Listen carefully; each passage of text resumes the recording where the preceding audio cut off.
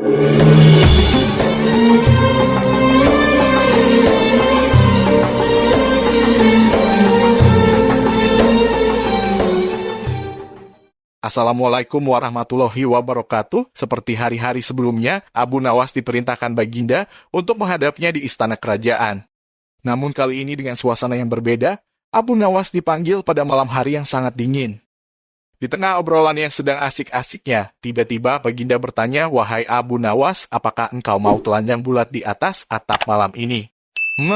Tergantung pada imbalannya Baginda, jawab Abu Nawas. "Oke, kali ini engkau akan aku beri 500 dirham jika mampu melaksanakannya," jelas Baginda. Karena melihat imbalan yang begitu besar, tanpa berpikir panjang, Abu Nawas segera melepaskan bajunya.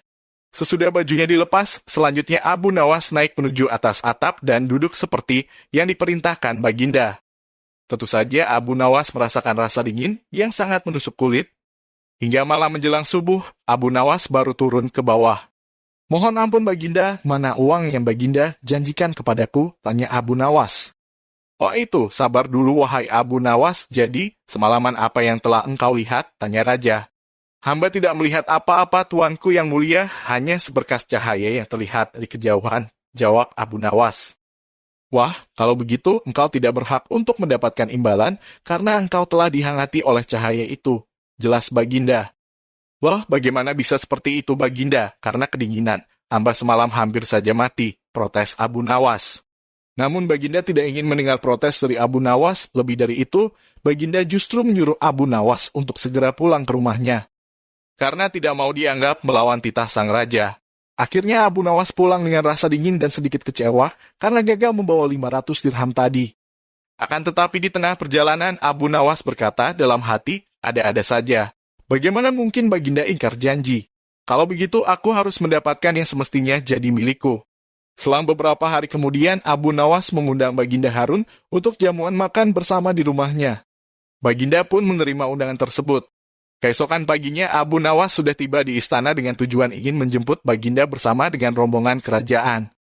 Akan tetapi di tengah perjalanan, Abu Nawas meminta izin kepada Baginda untuk mendahului mereka dengan alasan ada hal yang harus dikerjakan, terutama akan menyiapkan hal penyambutan meriah kepada Baginda dan pejabat kerajaan. Hingga beberapa saat kemudian, Abu Nawas sudah berada di tempat acara. Di situ Abu Nawas rupanya menyuruh murid-muridnya agar mempersiapkan segala sesuatu untuk penyambutan Baginda. Tak lama setelah itu, Raja Harun ar-Rasyid beserta para rombongan datang. Abu Nawas mulai bercerita macam-macam dengan tujuan agar Baginda menjadi senang. Namun karena keasikan mengobrol, Baginda Harun terlihat memegangi perut pertanda rasa lapar sudah menjalar di tubuh sang raja. "Wahai Abu Nawas, mana makanannya?" tanya Baginda. "Mohon ampun Baginda, harap bersabar sedikit karena apinya lamban sekali panasnya. Padahal sejak dari tadi pagi sudah dinyalakan," jawab Abu Nawas.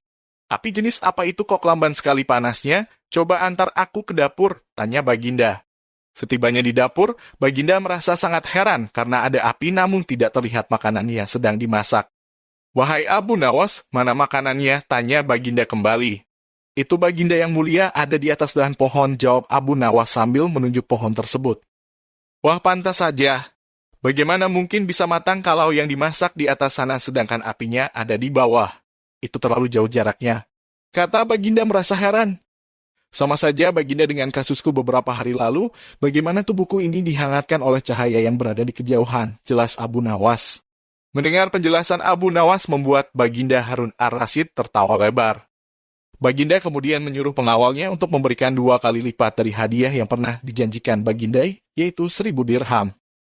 Apa kesimpulanmu dari kisah ini? Coba tulis di kolom komentar. Terima kasih sudah menonton. Like dan subscribe itu sangat berarti bagi kami untuk menambah semangat membuat video yang islami, menarik, dan lebih bermanfaat lainnya. Wassalamualaikum warahmatullahi wabarakatuh.